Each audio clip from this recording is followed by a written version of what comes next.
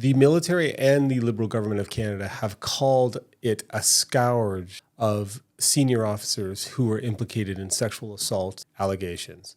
And their overreaction has permanently hurt the Canadian Armed Forces. And let me tell you why. This is coming in the context of the recent acquittal of Admiral, now retired, Hayden Edmondson, who had an allegation come against him that was historic, happened decades ago. And this is while he was in a very senior position. He was a 3-star general equivalent. And what the Canadian government did was remove him from command and effectively destroy his life on an allegation before due process could take its turn. This is really important to Canadians because there have been 4 generals who have been removed from command and had their lives destroyed by an allegation alone. And what we are seeing evolve in real time is the destruction of human lives without due process. Our Canadian justice system is supposed to guarantee due process for people who face an allegation, because an allegation alone is not proof of anything. It is merely an allegation, and we need to take allegations seriously. But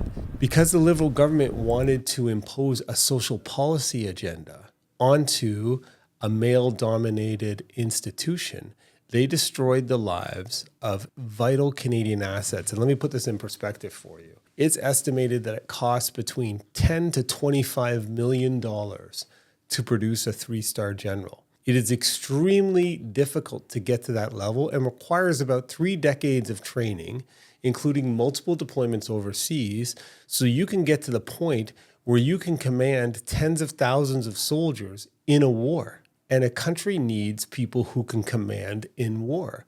What's happened over the last 4 years is 4 of our top generals have been removed from command. Essentially, their service to the country has been ignored, and the stored value in that training has been destroyed because an allegation that came from people who made money off of a claim of sexual harassment was taken as truth. This is hugely problematic because the Canadian Forces adopted the misguided and illogical policy in an attempt to deal with some issues with sexual misconduct that they believed all victims. Now, if you look at that phrase on its face, it's a logical pit of nonsense.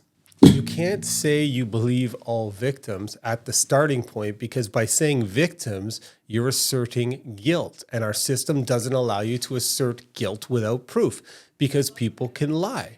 And in this particular case, the judge felt that the complainant's testimony was not believable. And the sole person who backed it up, and this is very important for Canadians to pay attention to, the judge found that the CBC reporter who interviewed the witness who is corroborating the complaint statement may have influenced the testimony. And so we now know, right now in Canada, the media is playing an active role in elevating allegations to get clicks and to tear down the Canadian Armed Forces. And they should be very sensitive to the damage they're doing to Canada on a grand scale. So an allegation alone saying 20 years ago, I remember this happened, results in the cancellation of a 3-star general or admiral and $25 million of invested money in national security being removed. And who advanced during that time? Well, Jenny Kerrigan, the now Chief of Defense Staff. So ask yourself, is it in Canada's best interest to have a vital security resource of Canada, which is a 3-star general? Remember, it is extremely hard to become a 3-star general. You require so much training and expertise. And if you're removing Canada's top generals based on allegations that end up not being proven or corroborated, right, we're hurting Canada's security infrastructure. And what nobody is talking about is that people are getting paid significant amounts of money on allegations alone that are unproven.